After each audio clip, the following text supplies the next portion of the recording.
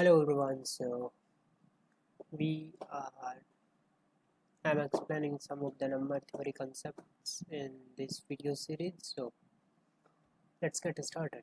First of all, this whole video series is dedicated to competitive programming. If you are doing DSA and other stuff, you can follow this series till a level. After that, it's all belongs to competitive programming. And another important thing is the material that is used in this series is taken by a book named as Competitive Programmers Handbook by Antti Lakason, and it is 2018 edition. So let's get started. Uh, in number theory, we represent a number args as its prime divisor, where P1, P2, P3, and Pn are the prime divisors of args, and A1, A2, A3 are its power. Like we can represent x as p1 multiplied by a1 times, and then p2 multiplied by a2 times, and so on, pn multiplied by an times. So it's called prime factorization. So basically why we do prime factorization is just to make our calculation easier. Let's see.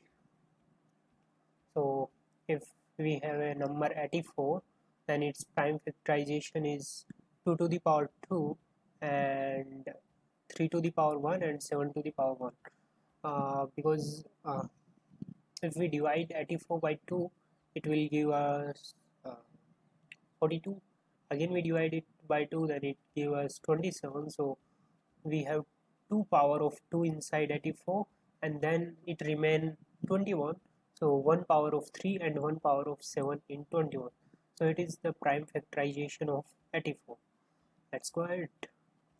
Okay, we know the prime factorization, but why we are doing prime factorization, that is a most important question. So how prime factorization helps us? So basically prime factorization helps us to calculate some multiplicative function easily. Now you might be asking that what is multiplicative function? So multiplicative functions are those functions, if let's say we have a number x, and we can represent x as it's some divisor, like a, b, c are the divisor of x. So if we perform the same function on a, b, c and then multiply their result, that is also equal to performing the function on x and then getting the result. So what I'm saying actually is, let's see.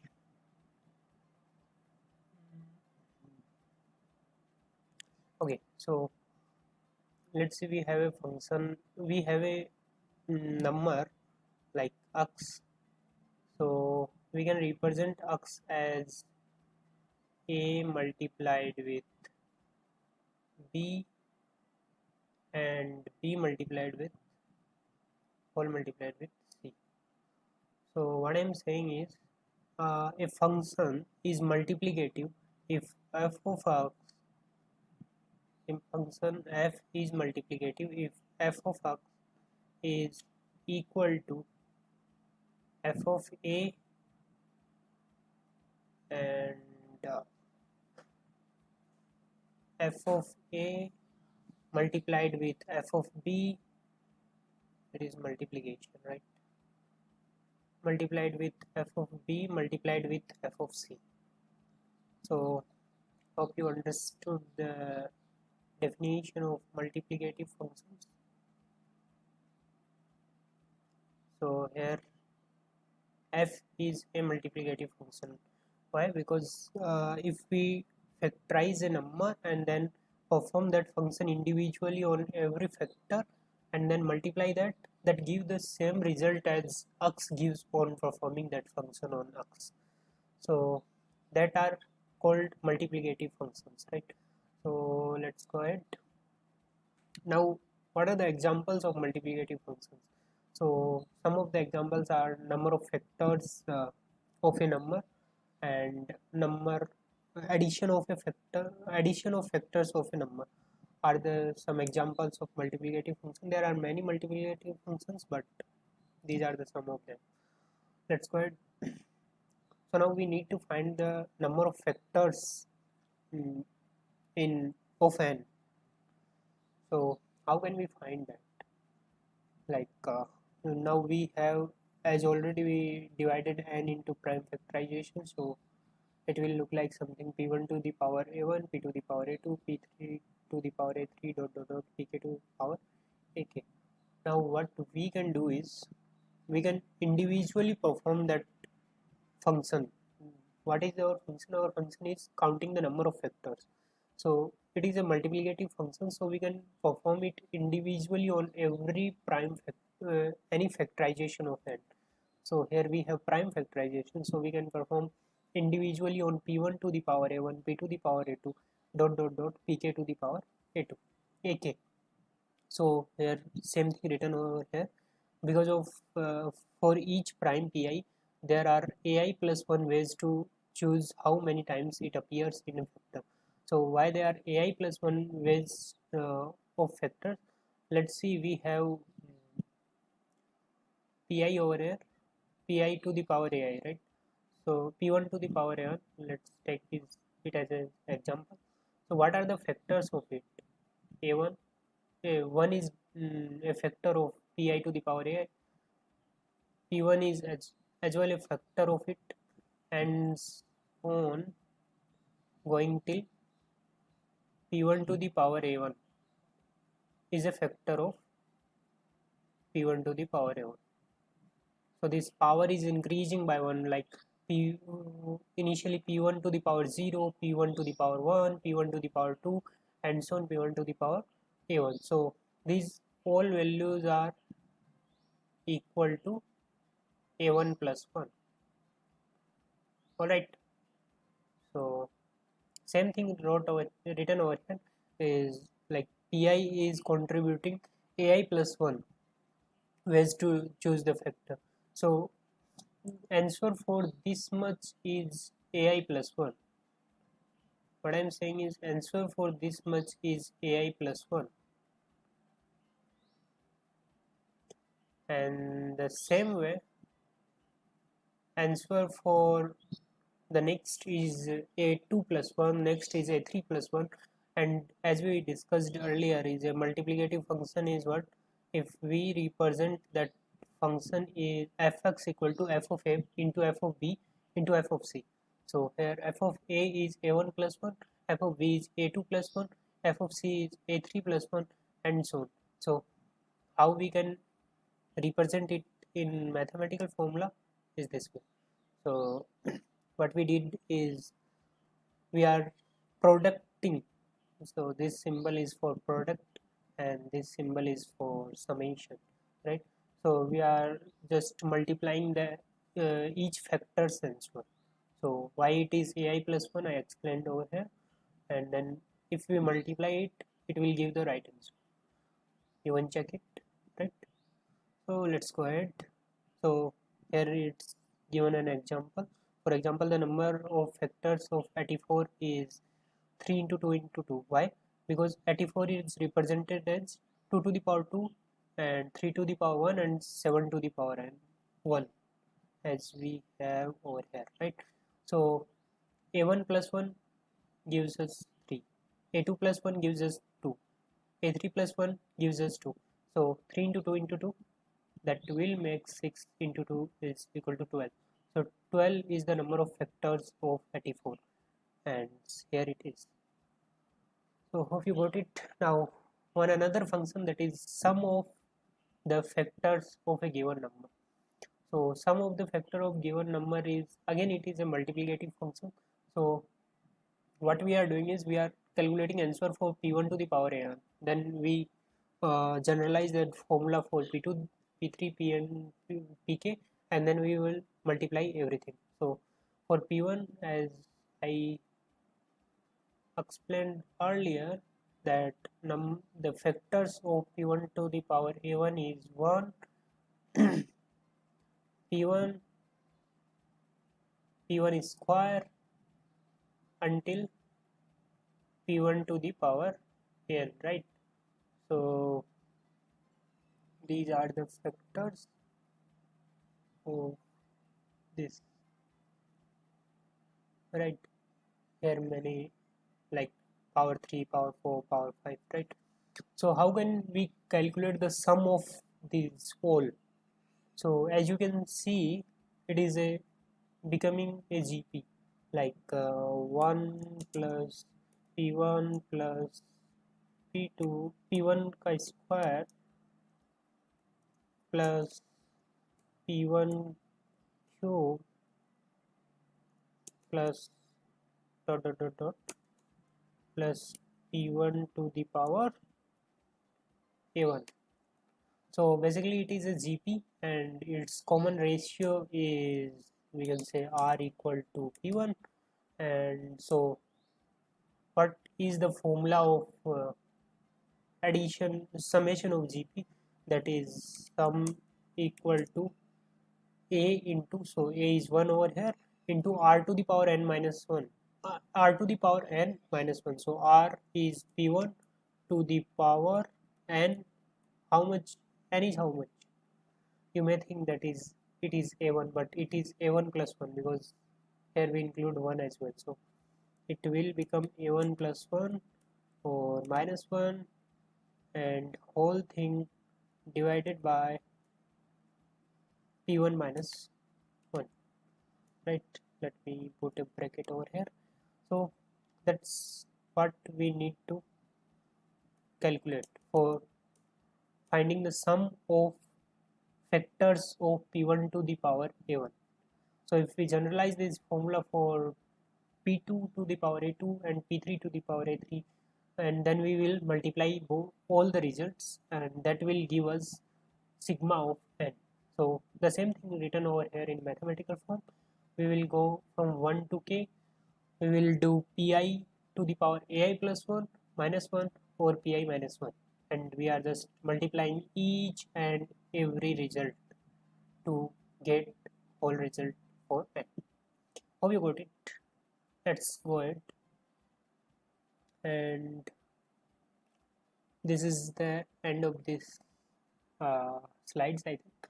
So here are some conjectures that might be useful to solve some questions you in contest.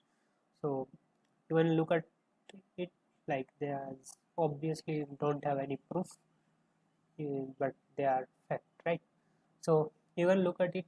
Now I'm going to just, I showed you that, oh, okay, prime factorization will help us, but how you can find prime factorization of a number, and that whole thing we are coding up now, right? So let me open the code editor. Let's see.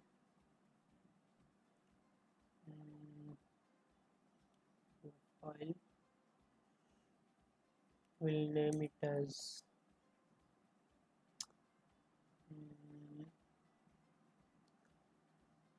YT1.6, right?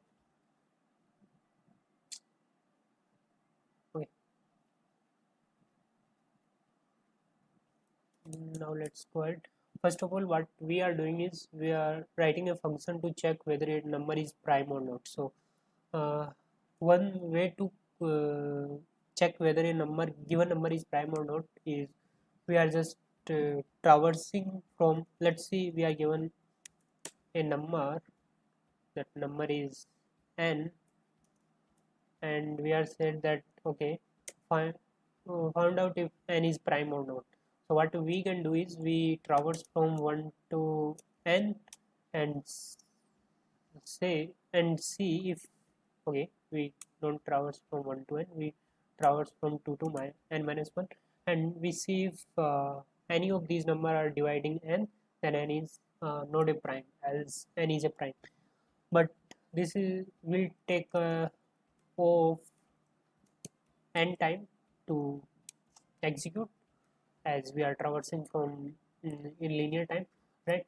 So we need to optimize it. So for optimization we have a root n technique. So let me create that function as well.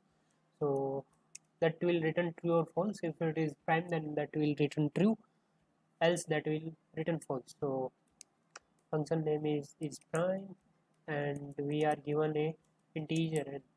So what we need to do is we need to traverse from 1 2 to I square less than equal to n. We'll be explaining why that's so.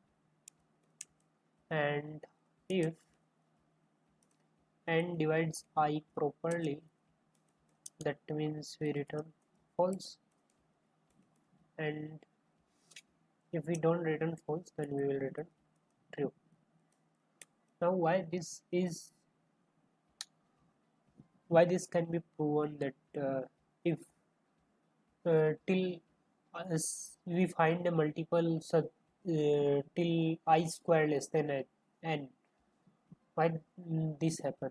Because if any number has a multiple, like this is the range, let's suppose n to the power half, right? That is nothing but root n, right? And here it is n. So what actually happening is, if we see that any multiple any divisor of n lies in this side between 1 to n to the power 1 by 2, then corresponding to that we have another another divisor of n in this side between n to the power 1 by 2 to n. Why that's? Let's take an example. Let's take here 1, and here we will take 4, as it n is 16, right? So what I'm saying is, if we have a divisor of n this side, let's see, that is 2, so we also have a consecutive divisor to it on this side. So what is that? Just divide that 16 with this, and you will get that consecutive divisor, and that is nothing but n. So we don't need to traverse whole from this end to this end, because we already know that if there is a factor, then a factor as well exists in root n to n. So that's about it. But one thing that I want to say over here is, if n is prime, then there is no factor in between 1 to root n, and so there is no consecutive as well into root n to n. So that will eventually return true, right? So okay, we'll go ahead with this, and let's test if it's running fine. Okay, it will run fine, right? So it will take test cases, then okay, I need to make it somehow upper side. Okay, so here I'm taking n as input, and what I'm saying, if is prime n, then you just need to print. I don't want to process. You need to print yes semicolon. Correct. Else what you are, oh my god, else you need to print no, right? Let's see. I'll be testing for 5 numbers: 2 3 4 5 6. So 2 is prime, 3 is prime, 4 is not a prime, 5 is not, 5 is a prime, 6 is not a prime. So it is running fine, right? Now let's find prime factorization of a given number. So basically what we are finding is that if we have a number like 34, so how we represent its prime factorization is we are outputting something like this, that 2 to the power 2, 3 to the power 1, 7 to the power 1. So we need a vector of pairs of integers, right? So we will be returning a vector of pair of integers, right? And fact will be the name of the function. You can put any name according to it, right? So there are multiple ways to find this, but we are going with a root n technique, of root n technique, that is same as the given above, right? So what I need to do is I need to create a vector of pair of ll with ll, and we'll be calling that vt, and running the same for loop. I equal to 2, I should be less than equal to n, I plus plus, and what I would say is uh, if n percentage I equal 0, then what you need to do is okay, we'll convert it as while, because we want to store the frequency. So for frequency we have count equal to 0, and the number of times I divides n, we are just incrementing the count, and we are just dividing n with I. Alright, now what we are doing is we are pushing back the elements, our result, into the our vector. So what is our result? I think it's our result, mm, and we are only inserting it if count is non-zero. If count is 0, so that does mean uh, that is not divisible by that, right? That n is not and not have a prime factor of that I. So why should we insert like here if I insert 5 to the power 0? That doesn't make any sense, yeah? So we are not inserting that. Let's go ahead. Now here is a important condition. If n is greater than 1, we'll be explaining why this.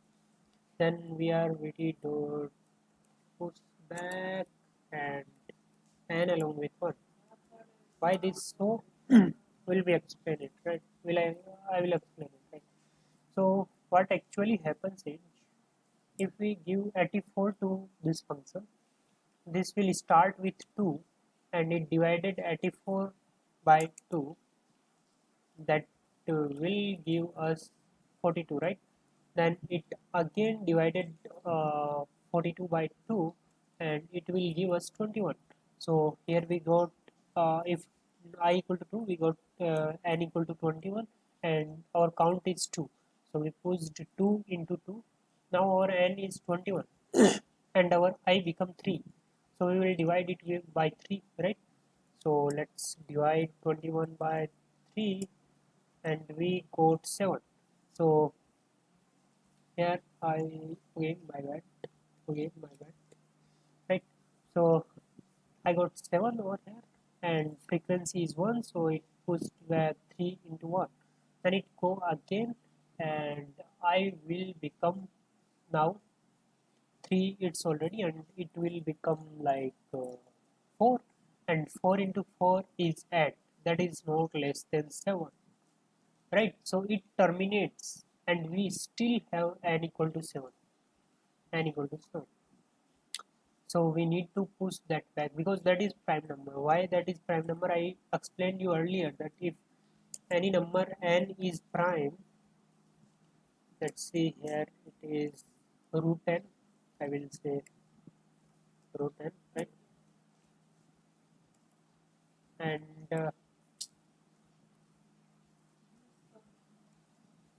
and here it is n.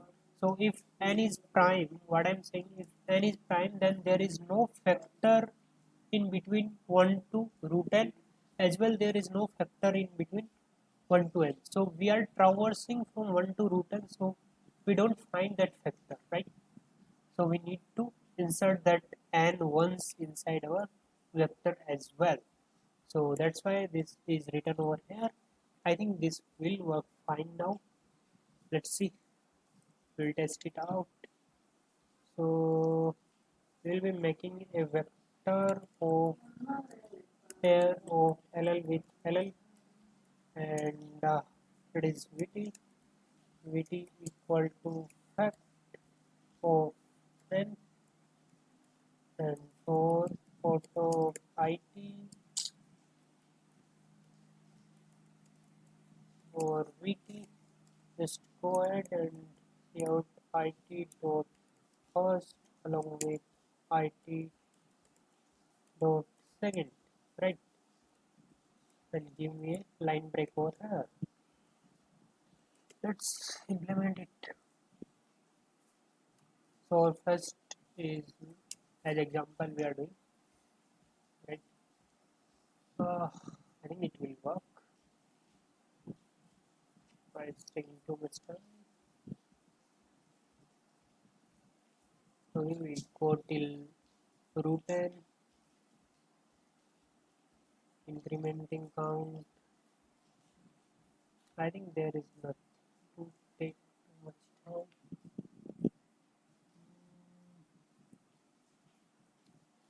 Okay, okay, I did everything right. There is one 34. What is the mistake over here? Let's see.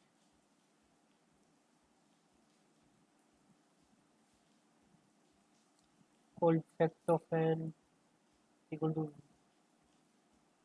vt, and it is a pair, right? If I call fact of 84, what it will do is it will go till this count is 0 while n divided by I, it will doing count plus plus as well, n divided by I. If count is non-zero, then it will insert this inside vt, and then it go again, and it's say okay.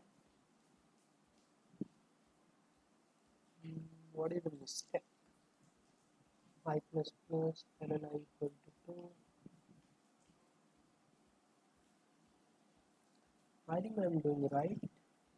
Let's check for 2 if it is working. No. Mm, mm, mm. Okay, I'm not returning that vector.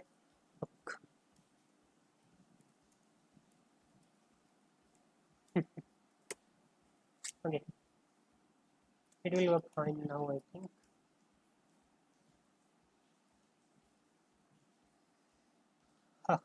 Okay, so 2 to the power 2, 3 to the power 1, 7 to the power 1. So same thing we discussed over here. So we got to know how to calculate prime factorization of a given number in root of n time. I think it will work in root of n. No, it will work in like it's given in book, right? So the same function given over here, and it's working somehow log root n, we can say. Okay, so I think time complexity, right? It's root n as well, right? It's confirmed now. So what we learned is one is if how to check if a number is prime or not, and then we learned how to prime factorize a number. So we'll be continuing this series because we have lot to learn after it, like uh, here it is sieve theorem, and then Euclidean algorithm, and well, too much things like Ural torrent function, modular arithmetic. We'll be coming up with all these lectures soon, so stay tuned for that. Thank you.